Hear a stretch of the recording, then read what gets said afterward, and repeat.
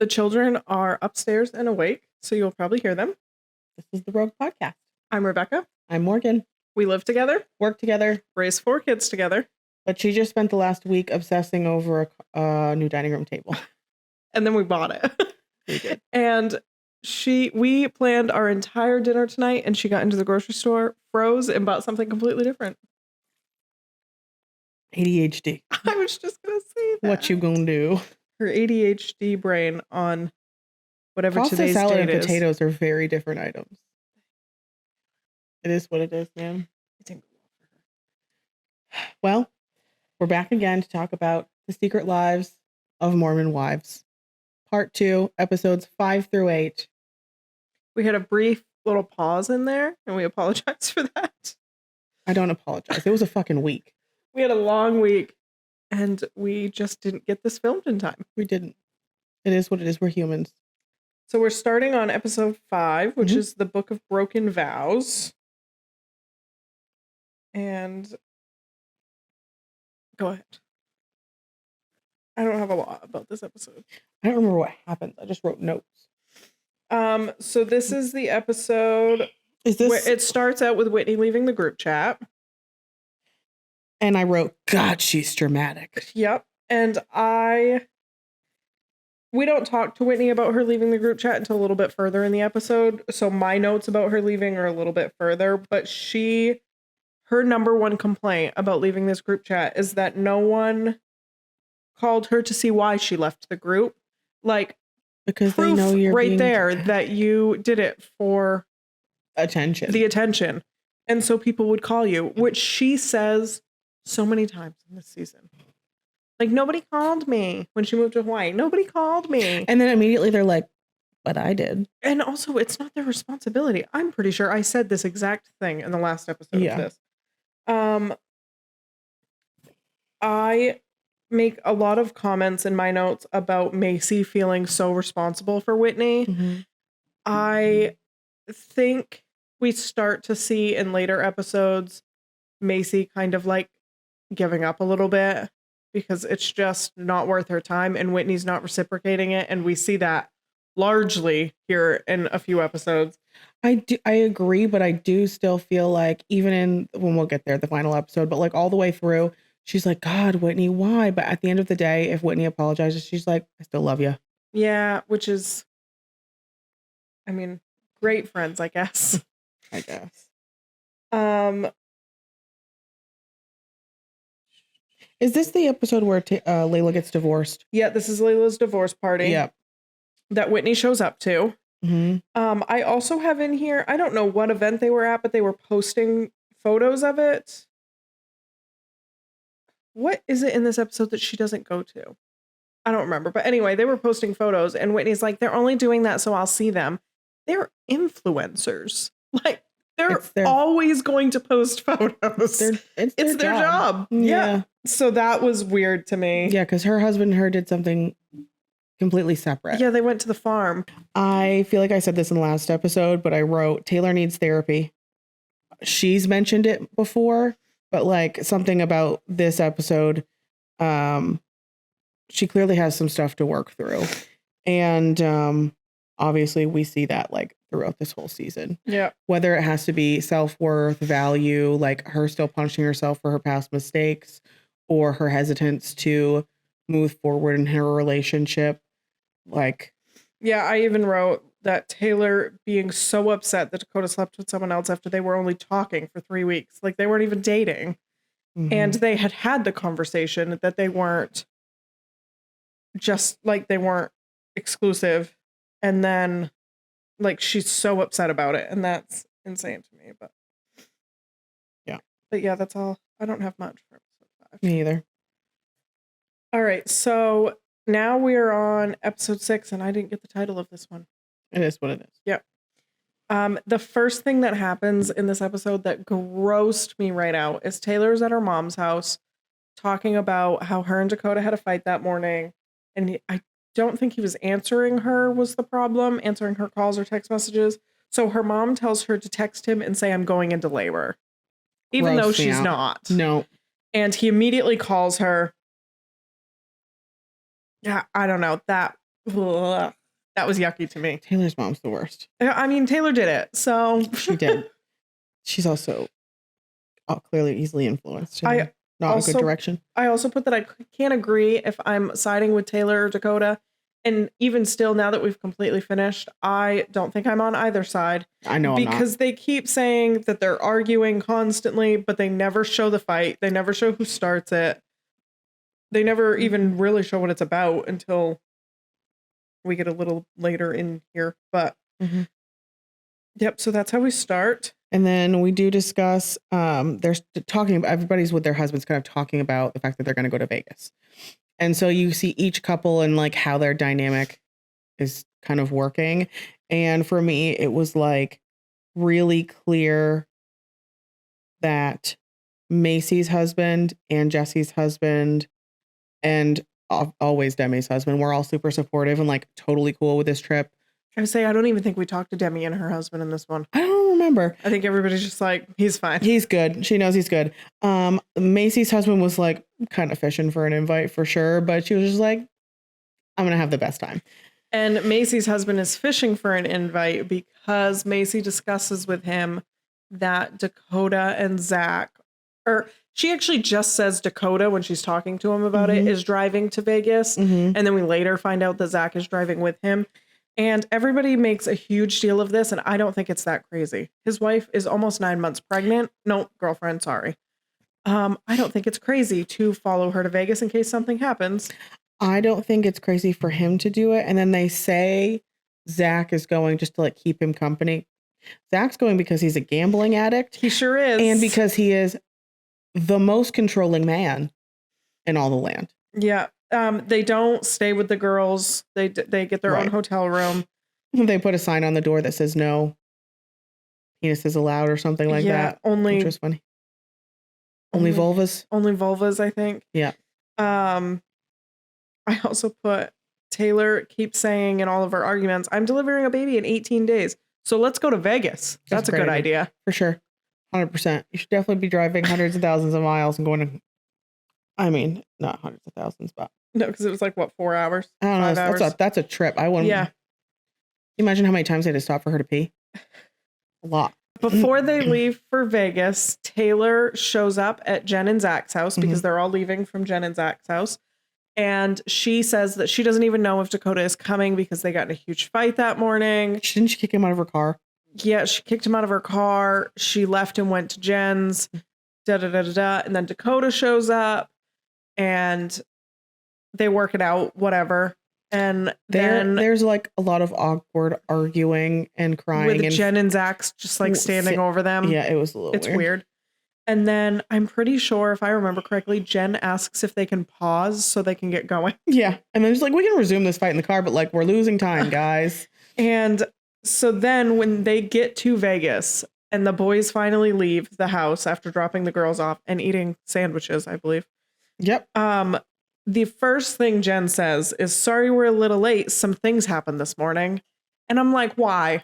Yeah, not everybody needed to be involved in that. What was the point of that? Because now Taylor has to sit there with all of her girlfriends and explain what the fight was about instead of just having fun in Vegas. Yep.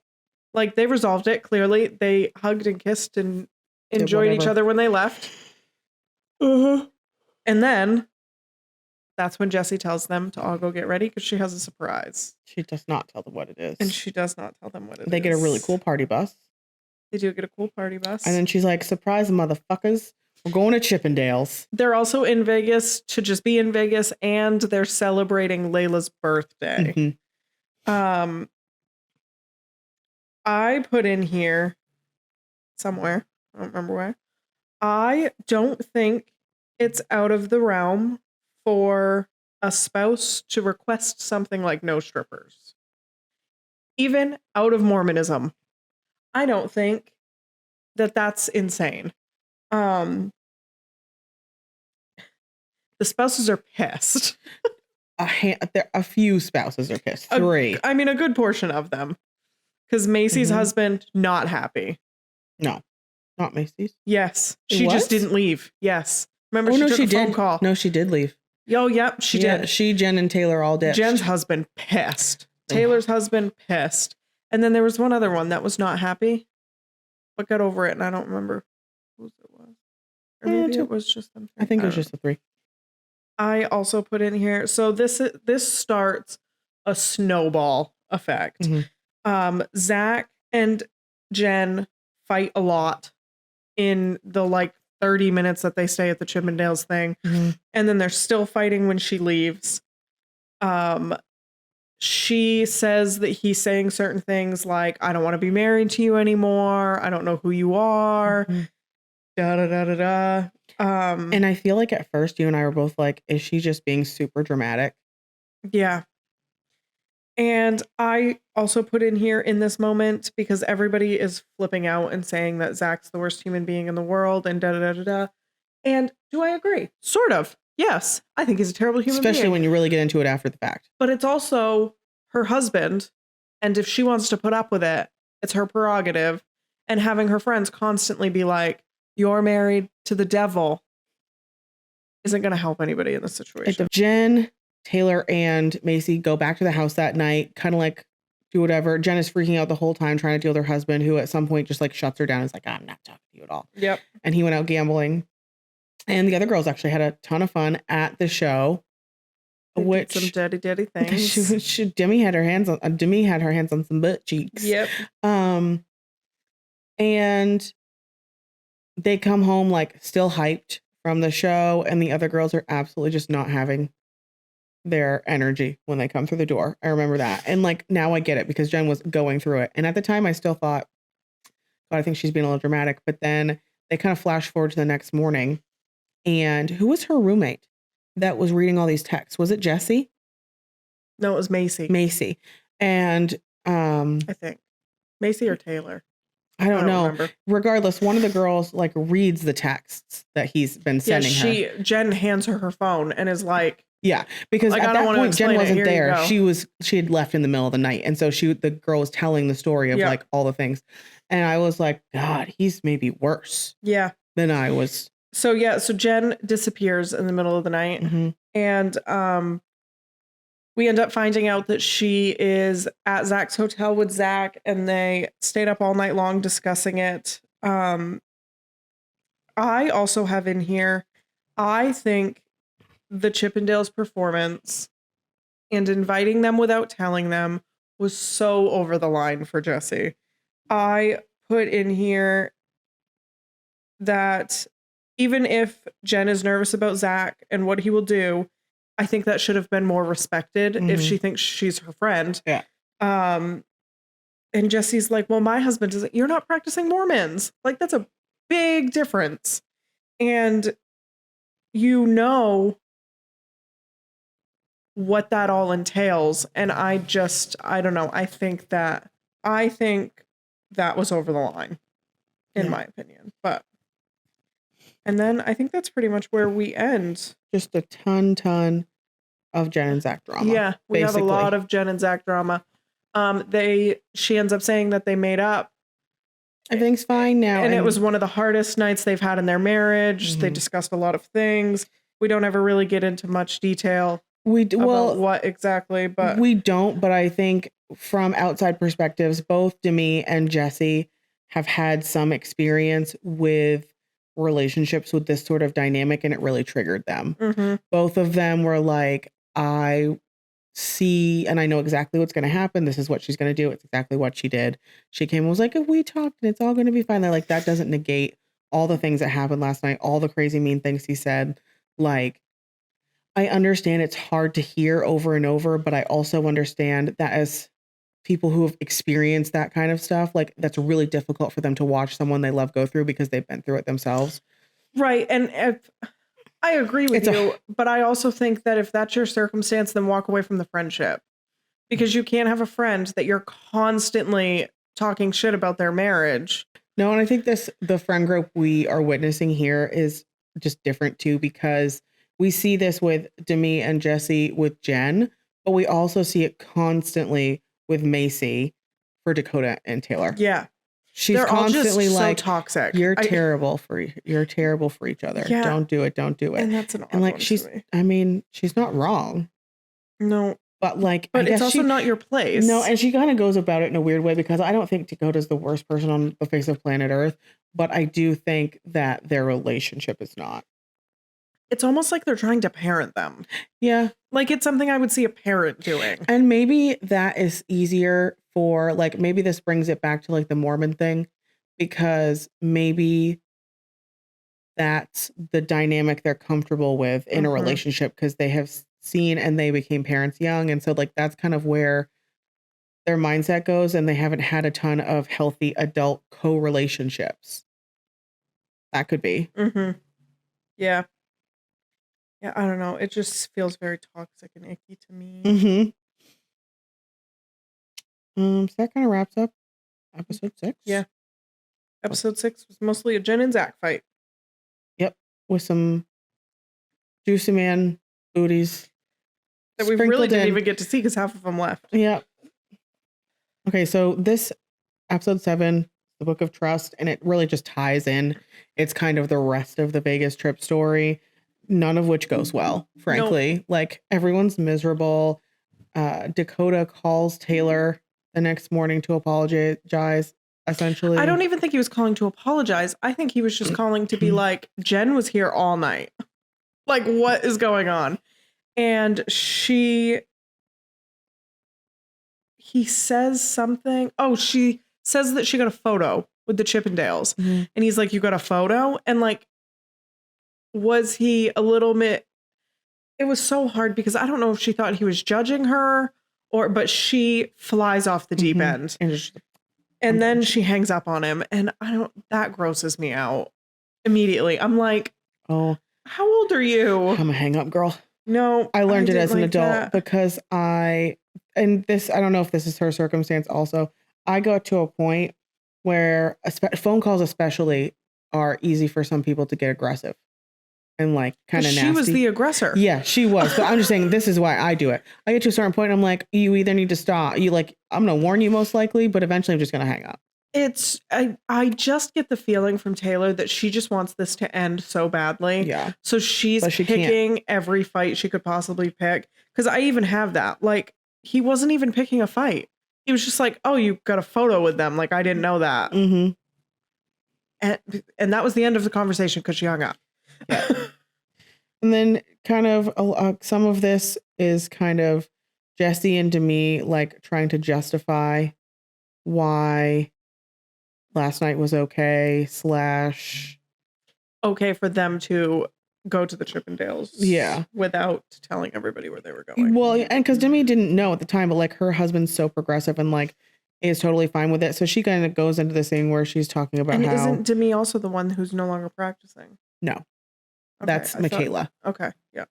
Demi considers herself very Mormon. She just, how does it worded in the like podcast and stuff? It's like her beliefs and stuff are really deep, but as far as like the physical motions of it, she's not as into that part, but she considers herself like 10 out of 10 on the beliefs. Yeah. We also pan to Whitney for a little while here, and her and her husband are talking about the Vegas trip. And I don't like either one of them. I don't feel anything towards her husband. I do not like Whitney. And I put in here that they have clearly had some issues. The scandals, cheating, sort of, whole bunch of things. But their communication back and forth about situations was top tier in this episode. Like she mentioned something about not being invited. And he's like, well, I mean, didn't you like leave the group chat? And she's like, yeah, I did. And then he's like, well, like reasons with her as to like why she probably wouldn't be invited after leaving the group chat. And I just didn't have very many good things to say about Whitney, but that conversation went very well. And both of them were like very mature about the whole thing. I feel like whether or not you like her, you can admit when couples go through something that they went through and then decide to work it out and whatever, often that can be the side effect that is actually really positive, is that they learn how to communicate in a much healthier way. And that doesn't mean like yes mamming whatever she has, like whatever the other person has to say. It's like effective communication where you're like getting your own point across, but also being gentle with their feelings. I also don't know how Mormonism is with therapy, but I wouldn't be surprised if they were in couples therapy I think they as are. well. So I'm sure that also plays a big portion into it. So then we go back to Vegas and Dakota is coming to the house to apologize, even though Taylor's the one who hung up on him. So they go in a room and close the door and they're having a conversation. And Michaela and Macy are like standing outside of the door listening, and it grosses me right out. She's gonna tell you everything. That's a weird one to me. Yep. I think if I remember correctly, it gets like decently heated. And we pan into the room with them and then like outside of the door quite a bit. And on this trip, I don't know if we mentioned it. Macy admits that through her Instagram like confessionals thing that she does, someone has reached out to her and been like, I slept with Dakota before while he was with Taylor, and I didn't know that they were together. And I don't know if I should tell her. And I don't know if I should tell her. Yeah. And the thing I have written about that is Macy gets this confession and she says she got it about a month ago. And she goes ahead and tells like 3 girls in their friend group about the confession before she ever says anything to Taylor. And that is interesting to me. This is where I think there's a little bit of toxicity, because if I had damning information about you, I wouldn't tell anybody other than you.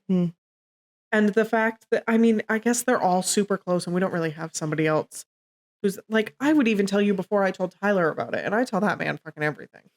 So like, it's weird to me that she's informing the whole group of this before she ever, and I mean, we're a whole nother episode before she says anything to Taylor. And so this is really probably a circumstance that's like difficult to duplicate, because if her brain was like, what if it's fake anyway? Should I never tell her? She's about to give birth. Like, I don't know what to do. I understand the bouncing it off of somebody. Like they did it on TV, which was, I think Macy knew from the very beginning she was going to tell Taylor. I don't think she was ever questioning it in her brain. She doesn't like Dakota. Why would she ever hold that information back? She want to hurt her friend. Yeah, I mean, she hurts her every single day by telling her boyfriend's a piece of shit. Well, shit. So I don't know. I think Macy is the ultimate pot stirrer. And I think she likes to cause drama. I think she likes to involve herself in the drama. I don't think she wants any of it to be directed at her. But I think she enjoys watching everything burn in front of her. So I also have in here, I don't know who says something about Zach must have let Jen out of his sight, but I wrote Zach let Jen out of his sight because he wanted to go gambling. He did. So I don't know if that's maybe something Dakota says, but that was the note I put. Yeah. So then we have a conversation. Jen is back in the picture. I can't remember where. Does she come back to the house? I don't know. I don't remember. But anyway, they all meet up with Jen and they have a conversation about the night prior, what it entailed. They all start calling Zach a narcissist, and Jen admits that he has like narcissistic tendencies, which is big. Yeah. If you're married to a narcissist, the child of one, dating one, related to one, usually they're so good at it that you can never admit it. Yeah. And I think there comes a time when the rest of your brain fully develops and you go, oh. Yeah. But it takes a really long time to get there, and sometimes it like never happens. And then I put it again. I think you can get your feelings across to a friend without calling somebody else's husband disgusting. And that's what Jessie calls Zach when she's talking to Jen. Yeah, I agree with you. I see that like, oh, I know. We have so many notes. I just see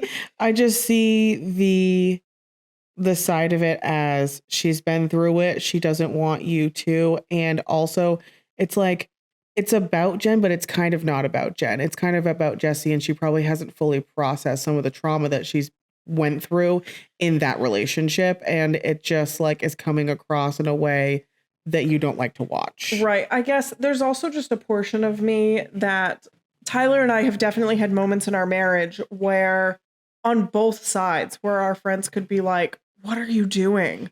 Like that person is a trash human being, da da da da da. And I don't know how I would have felt about that in the moment, but I can tell you now, if I had a friend who spoke about my husband that way, we wouldn't be friends. Yeah. Because it's our marriage. We'll figure it out.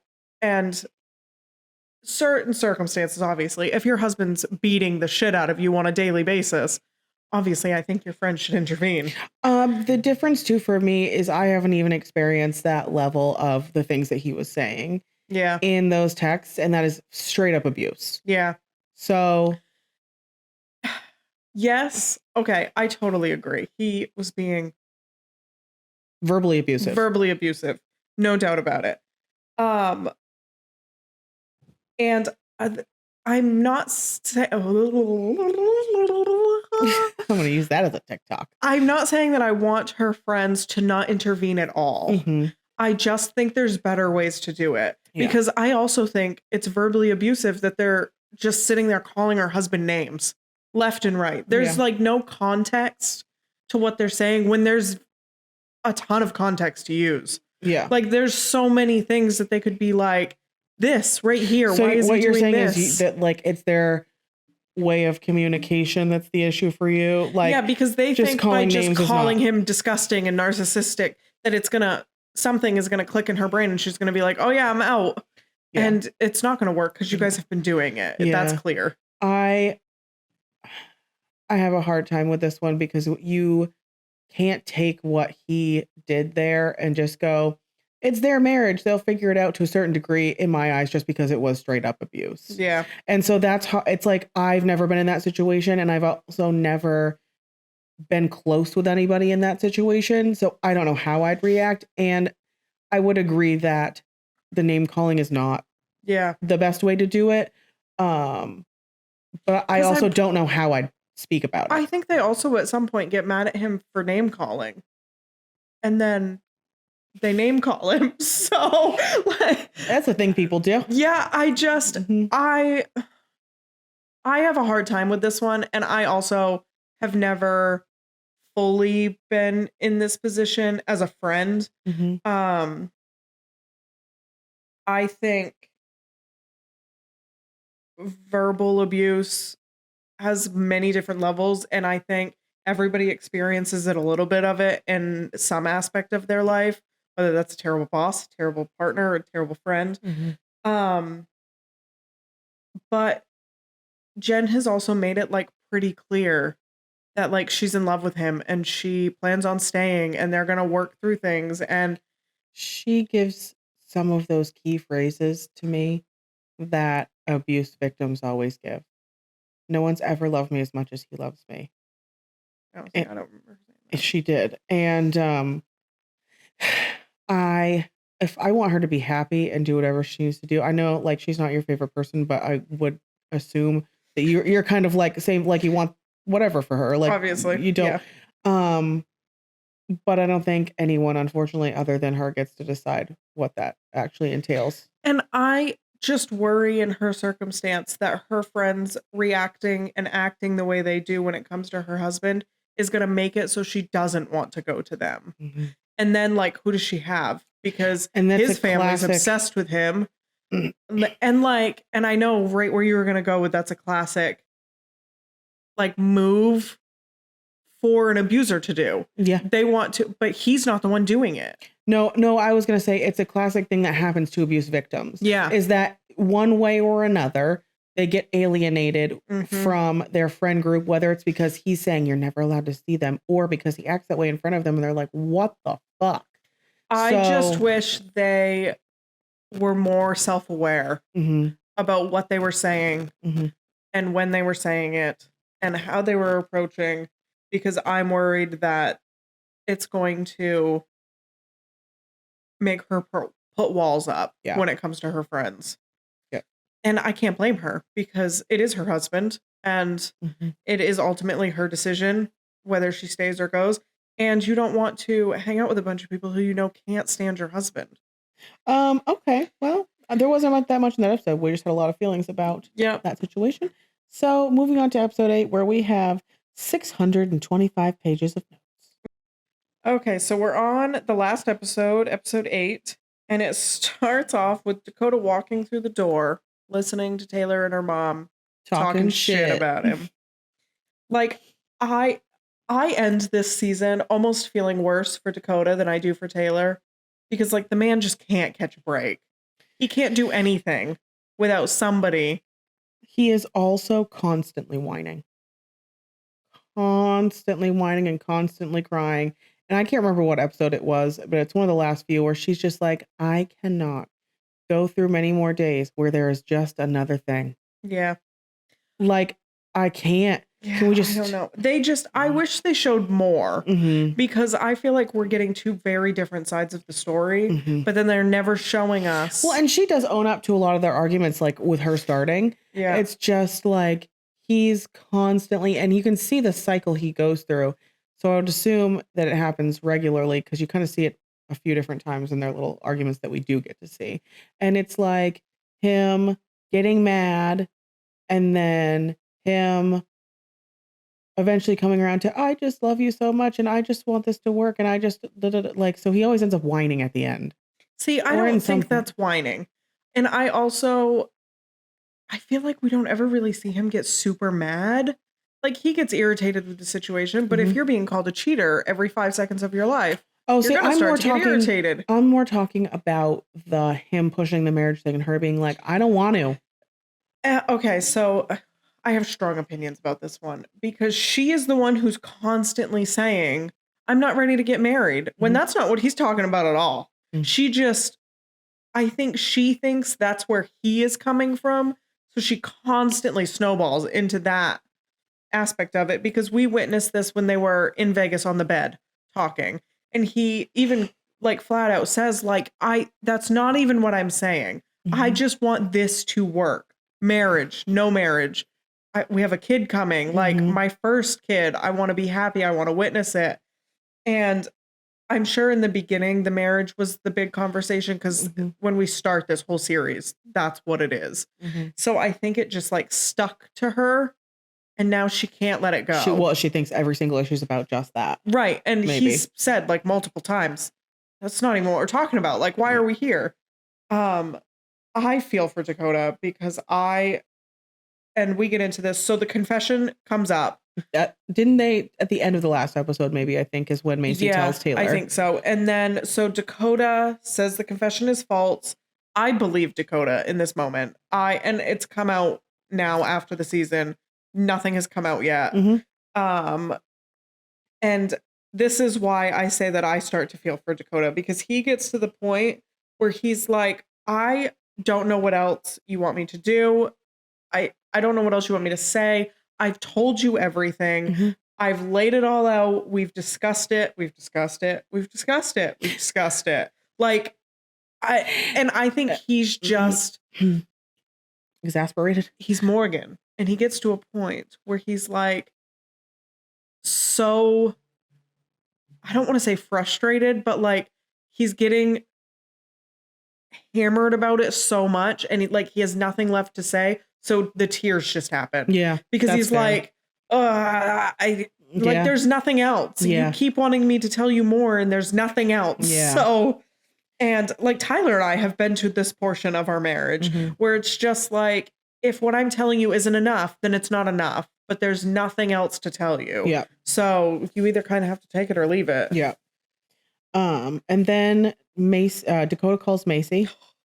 He sure does. And he's like, what are you doing right now? And she's like, driving. And he's like, I'm going to come meet you and get in your car. And she's like, oh, okay. And I think at the beginning of this conversation, I'm going to kind of just go through mine and then you can give your take if you don't mind. I wrote, this is starting good for him. He seems like he's really trying to solve the issues between the two of them and confront her in a stand-up way. And then I write, this is starting to fall apart. And then Macy, I said, I thought she made a good point about that he's projecting some of his frustration on her. And I think partially it can be kind of warranted because she's been so vocal about how much she doesn't like him. But I also would say that if somebody sent this to her, regardless of how long it took her to tell Taylor and all those other details, maybe he does or doesn't know, I don't know or care. If someone sends you that, you got to tell your friend, like, you can't blame her for what somebody else did. You can blame her maybe for not believing you, I guess, but you guys aren't really friends. But like in general, telling her is like a friend obligation, I feel like. Mm-hmm. So I feel like he was maybe more frustrated about their relationship as a whole. Yeah. But like this was kind of the thing for to make him be like, why do you hate me? Yeah. So my take on the Dakota and Macy conversation. First of all, if the man has anything, it's a set of balls. Oh, walks right in with all the confidence in the world. All the confidence in the world. He's ready to face this head on and like maturely. He's not going in there to scream and fight and battle. He does do a little bit of that, but they get a little loud for a minute. Yeah. What I did like about this, what you're saying is like, for me, I'm like, that man didn't do that because why else would he walk in there so confidently and with like his head on straight at the beginning? Yeah. And I think that's pretty, like, I have some thoughts, but I think it's pretty common to get in an argument like that. And like in the beginning, you're rock solid and you know exactly what you're doing and you're calm and then it just gets the best of you. Your emotions. Arguments are never fun. Mm-hmm. I wrote this because we had this conversation before you just said it, but then you said it. Like maybe Macy didn't want to immediately go to Taylor about the confession because she's pregnant, she's about to have a baby, If that's the case, and if that's what was going through Macy's head, then I think she should have gone to Dakota and been like, hey, I got this. Because it was really about him. Yeah. And I'd get in other circumstances, obviously she's going to go to her friend before she goes to the boyfriend it's about. That's who her loyalty's to, which she says that. But if that was what was holding her back, was she didn't want to put that pressure on Taylor, then she should have gone to Dakota and given Dakota the chance to be like, this has come out. It's not true. Mm-hmm. And I also put being loyal to Taylor Frankie Paul could in fact been Macy going to Dakota with the confession. Like that's also still loyalty. You not just like going straight to Mm-hmm. You're dealing with it and not involving her in a very sensitive time. That's loyalty to me, but that's just me. And then Macy at one point says that Dakota is only getting angry in this conversation because he's hiding something, and I think that's a bunch of bullshit. Yeah, I didn't like that. I put that he has been fighting this and defending himself for months, and it slowly started to subside. And then she brings this up and it brings it right back up. Right. Which was that calculated on Macy's part? Potentially, because the girl likes her some drama. And like Dakota was starting to die down a little bit. So she's like, let's ramp him back up. So yeah, I disagree with her completely that him getting upset in that argument was because he's lying. Yeah, I don't agree with that. I did agree with her when she said he was projecting some of his frustrations though. And now I'll let you talk about the Whitney and Connor dinner because I know you enjoyed it so much. Oh, picture it. 1982. Sicily. A cake. A cake. And a pea stick. Filled with piss. R. Kelly's cake. Why? This psychopath put her pregnancy test inside a cake she expected people to eat, and her mother did in fact in the scene lick the frosting right off her fingies. She sure did. We find out Whitney's pregnant. That's the whole gist of this whole thing. That's the gist. And we found it out in the grossest way possible. And it's 3 seconds of the episode.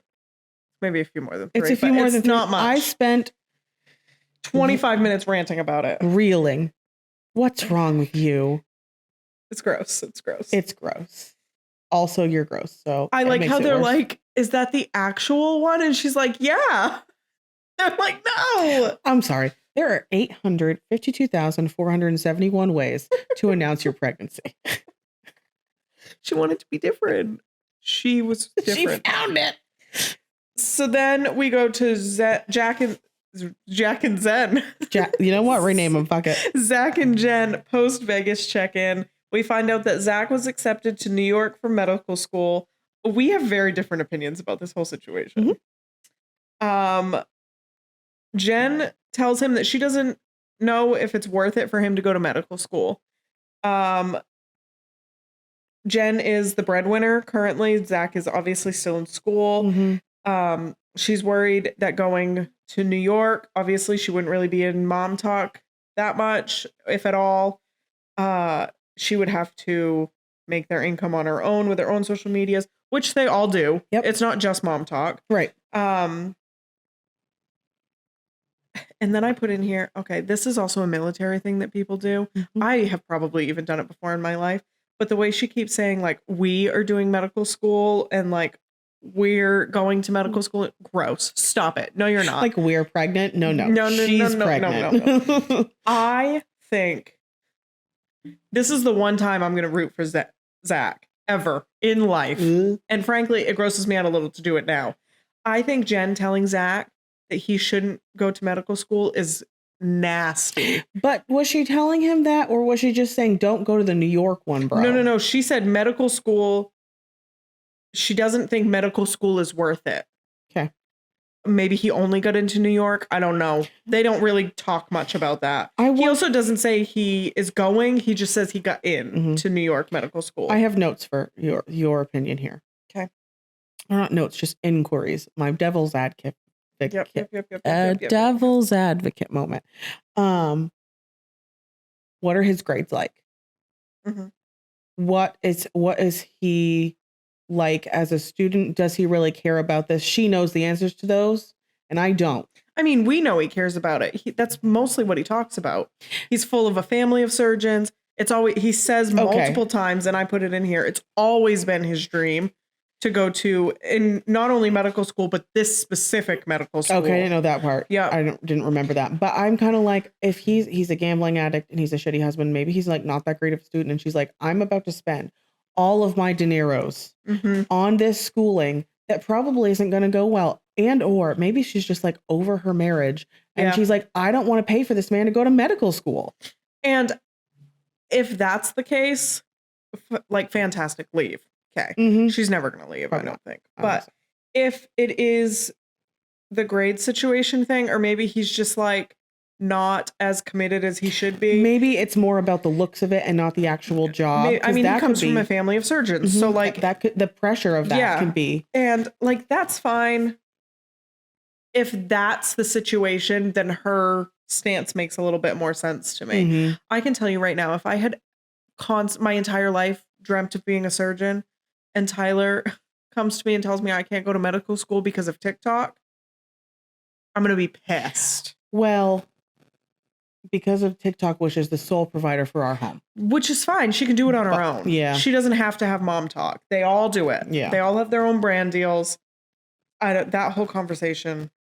I think they both have a lot of work to do. I think Zach has a lot of work to do. I don't feel like, oh, she definitely has to go, or oh, she definitely doesn't have to go. Those are just the thoughts. That's why my opinion was where it was, is because I just think she knows more of the background on this. They're like, her reasoning, if her reasoning is solely because of TikTok and maybe her brain is just like, without those, our family might crash and burn. And if that's a genuine worry to her, I understand where she's coming from. It doesn't mean I don't think she should have the conversation and like kind of figure it out and see what they can do and blah, blah, blah.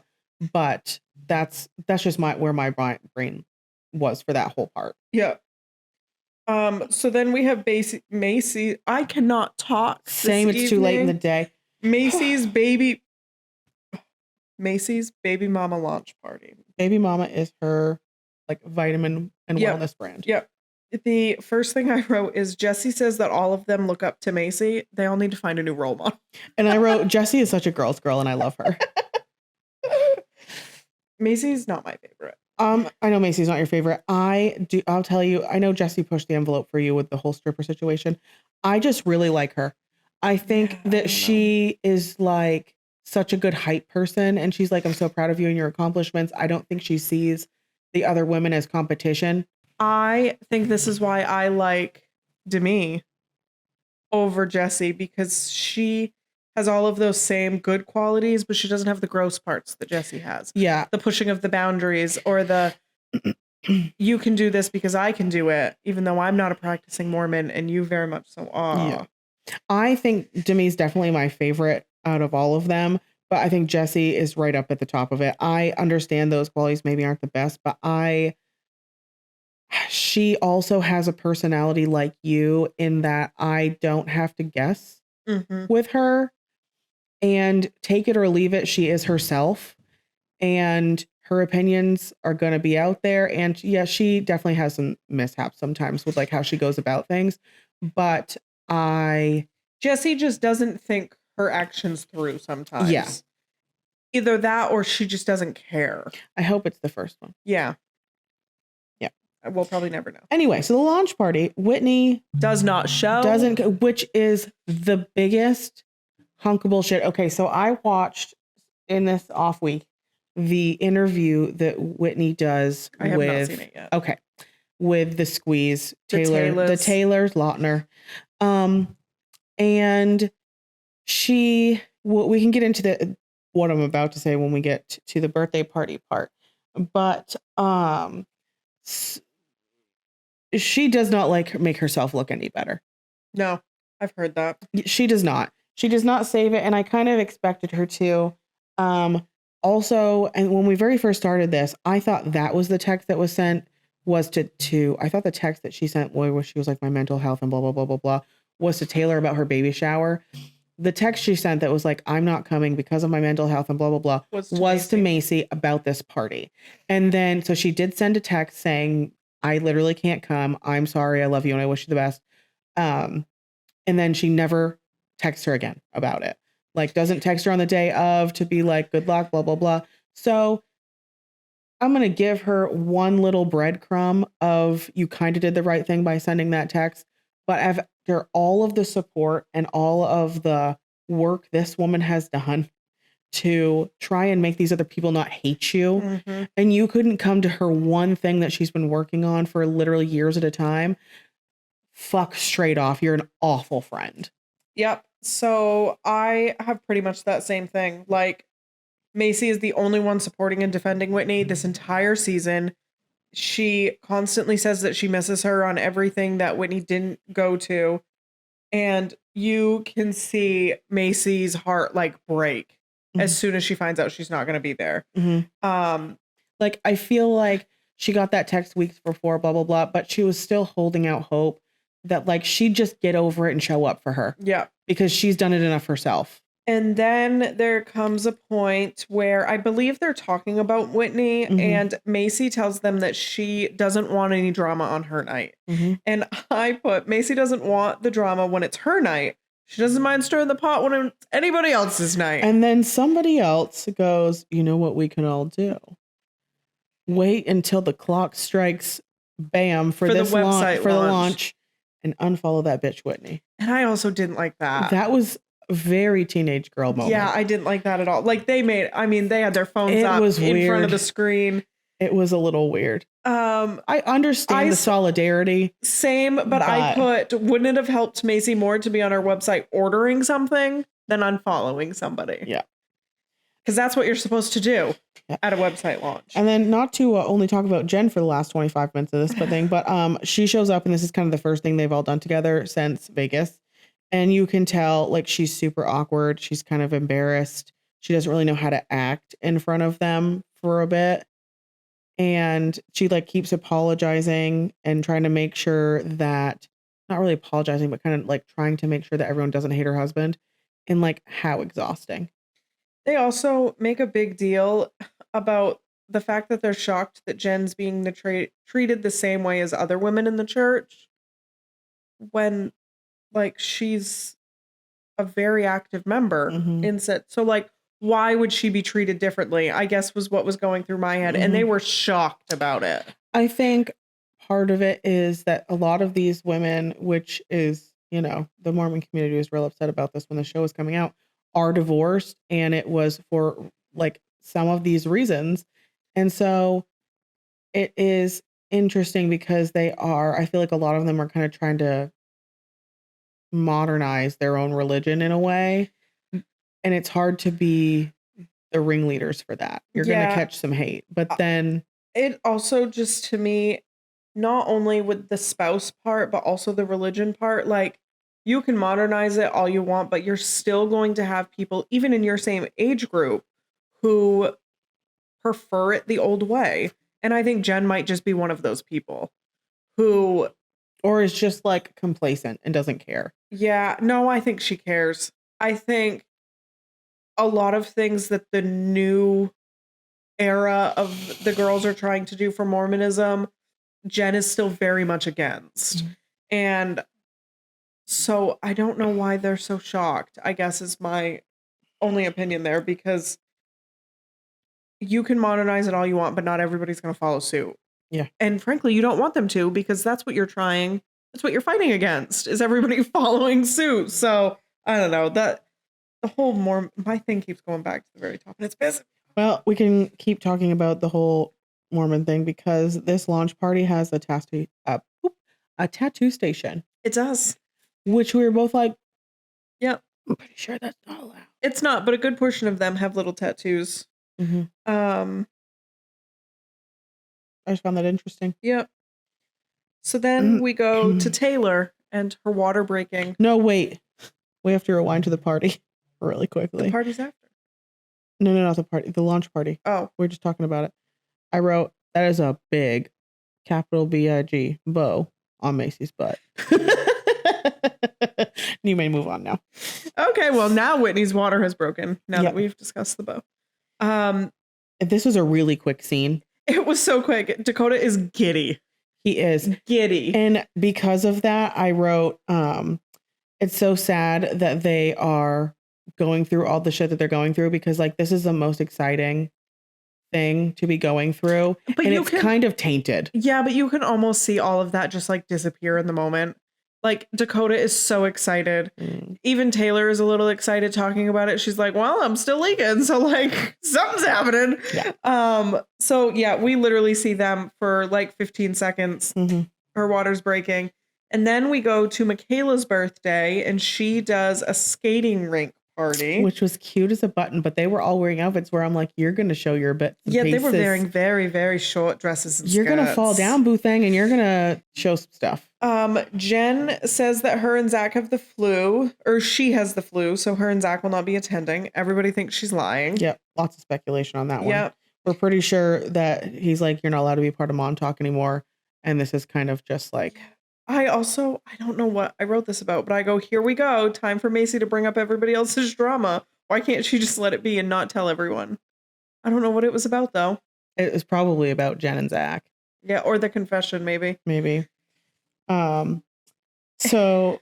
And then Whitney shows up. Looking smug as a bug. Yep. Yeah. Let's also add, Whitney was not invited. She was not, however... She says on the podcast that she went on that there were certain things that they were all expected to show up to for filming. And that was on the list. And I don't know if I believe her or not. Yeah, probably not. We'll see. Jessie asks Whitney why she's here and tells her that Michaela doesn't even like her. So she literally was like, why are you here? Yeah. Yeah, it was hilarious. It was awkward and good at the same time. It was great. She gave her a gift. And Michaela, she's like, are you going to open it? And Michaela's like, no, I'm not going to do that. I'm going to open everything later. And frankly, it's probably flashbacks to the Demi gift. Yeah. She's like, I'm not going to do that on television. No, thank you. Also, I'm so curious what the gift was. I want to know so bad. Oh, probably something generic. Nothing, who cares? But I still want to know. Yeah. And then he's like, well, this is really awkward, so I'm probably going to go. But first I'm going to talk to Macy and make your birthday about our drama. Yep. So she pulls Macy aside. She starts off saying that she needed to separate herself from everyone, yet she's at Michaela's birthday party. Crashing. So like, so much separation is happening there. Macy says Whitney can apologize all she wants, and Macy can forgive, but she will never forget her not going to the launch party. And I no, you don't like Macy and her drama string ways. I will say I have experienced and I have witnessed this so many times in life where one person is such a good friend and the other one's like can't be bothered to be a good friend and just like slowly breaks that person's heart over and over again. Mhm. And that other person continues to put forth the effort and blah, blah, blah. And like, even in this, she's like, I'm like real sorry. And Macy's like, I mean, I'm annoyed, but like, I still love you. I said Macy forgives too easily. Yeah. When it comes to Whitney, She's like, she's just setting herself up for heartbreak and it makes me sad for her. Macy is just such an interesting one to me because she hates Dakota with every fiber of her being and he's never done a single thing to her. She would kiss the floor Whitney walked on and that bitch doesn't do a fucking thing for her. Nope. Or show up for the things she needs to show up for. I don't know. She's an odd one to me. Yeah. We also find out that Whitney will be taking a step down from mom talk. Michaela says it's better off without her. Yeah, Michaela's over her shit. Oh, yeah. And I'd love to hear her words from her mouth. We find out, we don't find out on the show, but Michaela has kind of taken the backseat to a lot of this. And then she pops off on social media about Whitney. You know, I think they meant for her to be a background character this season. Yeah. And she had a lot more opinions than we realized. I think she also was probably going through a lot more medically than we saw. Mm-hmm. So she like sat to the side. But yeah, social media after the show, Michaela pops off about how much she dislikes Whitney. Whitney's parting words for mom talk. Good luck without me. Blech. Exactly my reaction. Ew. I gagged a lot during this show. That was like that right there is proof to me that you're terrible. Can I don't know if I've ranted about this already. The amount of times we've talked about mom talk this whole time, like it's just a bunch of people TikToking. And people are going to continue. There are people that are going to continue watching people's TikToks, regardless of who you're friends with anymore and who's in and who's out and blah, blah, blah. I'm sure they do get like better cross views when people like multiple of them. They go, oh, I saw her on this one this time and blah, blah, blah. They did say at one point in this, I can't remember if it was this last episode or maybe it was at the launch party, that they get better views and more money if they're all in it. Mm-hmm. And they have seen that across like they can prove it with their years of videos, however long they've been making them. Mm-hmm. But they did say that they can see things go up when everybody is in it. I would say though, as long as you got 3, 4, 5 of them there, doesn't really matter if there's two missing. No. The only time it matters is now when it's clear that one is missing. Yeah. And everyone's like, ooh. Yep. So then we end or almost end this episode with Jen telling everybody that she's leaving mom talk. Because Zach wants her to. Yep. And then we really end the episode with Macy making a phone call to Jenna. No ending. Open-ended. Yep. And Jenna spoiler answers alert, the phone. Season 2 has officially been announced and is coming in spring of 2025. Yep. Early spring. So for those who are just watching this episode or didn't watch this at all, Jenna is the girl that Dakota slept with, kissed. They never slept together, I think is this one. When Taylor and Dakota were just talking, but they all speculate that she is the one who wrote the confession to Macy. Mm-hmm. So Macy, I do know from listening to podcasts after the show that Macy asked Taylor if she wanted her to call Jenna. Mm-hmm. I don't know why this is Macy's responsibility. No, I think Taylor asked her specifically, didn't she? No, Macy asked Taylor if she wanted her to call her. Seems weird. And Taylor said, "You do you, boo. Let me know what you find out." And I think those were like exact words from Taylor from the Nick File podcast. Yeah, I expected to maybe get a little more tea with the Whitney interview that I watched. And I watched the whole thing start to finish. And frankly, it was dull because I don't remember a ton of it. I just do remember that Tay was getting like Yeah, if I remember correctly, I think I've seen like maybe social media posts or something where they were like, she gave us nothing. She didn't tell us the truth on most things. She didn't spill like she had called and told us she was going to Yeah, do. because so I thought it was so interesting. So she had been silent this whole time. Then she calls and she like wants to be on. They didn't ask her to be on this podcast. She called and asked. She wanted to be on this podcast. And Tag was like, I almost said no, because that's not what our podcast is for. No. Like, it's a mental health podcast. And I want to keep the what's that word I'm looking for? Integrity of our podcast. Like, so I almost said no, but I guess we're going to go for it. Like, here we are. I think that's maybe why she picked that one. I didn't watch it, so I don't know if she like leans into her mental health a little bit more. I mean, yeah, and like tries to use that as an excuse in like, because she does with the launch party. Yeah, she does. She tries to use it as, and I mean, maybe she did need to step away from her mental health. You could have gone to 1 fucking hour. Yeah, I don't know. I wasn't in her situation, but so I'm wondering if that's maybe why she reached out to who she did. I also do know with the Macy and Jenna phone call, I do see a lot of people online speculating like she must have not told her anything because like we would know. They are all so hopeful for season 2, which we now know is happening. And every single one of them have come out and said, like, I'm not telling you anything because we want a season 2 and we need to be able to like fill a season with stuff. So even if something did come out, nobody's going to say a damn thing. No, now they get to talk about Taylor and Dakota breaking up. Yeah. Because that's happened in the meantime. Yep. I like that we have waited a couple of weeks because the big push for it is starting to deplete a little bit, but we're getting new information. Yeah. And different perspectives, and like all this stuff is happening. I am sad for them that they have a baby and are no longer going to be in a relationship. But if that means they can be healthy co-parents and whatever, like, fine. I'm hoping, and not that I think somebody should stay in a relationship with a recovering addict to help with their sobriety. I'm just hoping that things are smooth. Taylor has proven to be a decent co-parent with her ex-husband.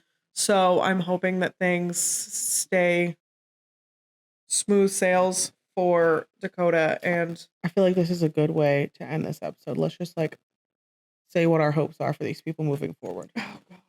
I hope somebody punches Macy right in the teeth. I don't like you. All right. I will also always have like a little bit of a soft heart for a recovering addict. So like Dakota, I loved him to pieces. Yeah. I felt for him almost this whole season. He just showed defeat, and that is sad to me. So I hope they are fantastic co-parents. How maybe they get back together at some point once they work through their Yep. Because my hope for Taylor is that she works through some of her own self-hatred because of her choices that she made in the past, is able to push forward. I am happy to see her thriving as a mom, and I hope she gets to a point of self-love where she feels even worthy of a good relationship, so that whether it's Dakota or not, she can be ready to accept that love. Because regardless of what else was happening, I think that's a big part of the reason that they didn't succeed in this season. Whitney and her husband, whose name I cannot remember, I hope she steps to the side, relishes in this lovely pregnancy she's got happening, takes a breather, they figure out their marriage, and just stay out of it, man. I hope Whitney steps away from mom talk and takes a good look at the way she behaves and the way that she has treated people, and is able to reflect and grow from that. I don't ever like to say I hate you and you're going to be a villain for the rest of your life. It's fun to watch and rant about and whatever, but like, I genuinely hope she can take a step back and find some accountability, because so far she hasn't. I think a good portion of Whitney's antics and the things she does would make her such a successful career woman. It's just not the time or the place in a friend group. Yeah, they're your friends. They're not your competition. Yep. Michaela and her husband doing great. I hope she gets some answers. Do you watch her TikToks? No. okay, they've been popping up on my For You page constantly. It's her in her car with her kids. Like her daughter's almost always there. And they just like pass the mic back and forth and have these cute Oh, little I did see that. conversations. Yep. And her daughter is the cutest, most gracious, like loving kid. And she's like, Mom, you're so pretty. And she's like, what do you think of my skin condition? She's like, it's whatever. Like, so I love you. think So there's pretty. also one of her son where he's like, it's skin. Yeah. Like, Mm-hmm. yeah, I hope she gets some answers. I know a lot of people are going through, maybe not exactly what she's going through, but that uncertainty with medical things right now. And I hope that we see her more in the next season, because I think I would really like her personality the more I see it. Because now that I do see her on TikTok, I'm like, you seem like a really sweet, genuine human being, like, and a good ass parent. Yeah. I think Demi and her husband doing great. I mean, just keep doing what you're doing. You guys are fantastic. The cutest human beings alive. Yeah. Love them. Jessie and her husband, they're also doing great. I hope Jessie watches this season and realizes that she maybe crossed a few lines. But also sees the strengths in her own personality. Yeah. And I hope she is able to, moving forward, decide whether she wants to. I mean, I think they're all always going to be friends, but like respect some certain situations a little bit more. Yeah, kind of tone it back when you are with them few people. First, and just certain things. It doesn't mean you have to turn your personality off, but turn the respect up just a little bit. Who else do we Layla, have? for Layla, I hope that she has an orgasm. Not just one. I hope she just orgasms over and over again. All day long. All day. Call Whitney. Carpal tunnel. It's fine, girl. Don't worry about it. Yeah. I hope she does that, and I hope she her next relationship is healthy. I don't know what her husband was like. I don't know why they got divorced, but she's 22, so I can't imagine it was a great time. Yeah. But I hope that she finds someone when she's ready to. But in the meantime, orgasms all day. That's everybody. And you know what I hope? Taylor's mom doesn't get shown, because I can't stand that stupid woman's face. I'm not gonna say stupid. It's not allowed in my house. I can't stand that woman's face or her voice or any of her actions. Yeah, she's awful. She's terrible. End of story. Yeah. But that's the end of season 1 of The Secret Lives of Mormon Wives. If you made it this far, like us, share us, follow us, comment, for the love of God, please. Leave us anything. You can call me fat and ugly. Comment is a comment. Comment's a comment. I don't care. She's a hoe for them comments. You can find us on Spotify, YouTube, Apple Podcasts. And we've got Instagram, TikTok, Facebook. It's the.rogue podcast. It's up there. Minus the dot. Maybe we'll add one. Period. See you next Tuesday.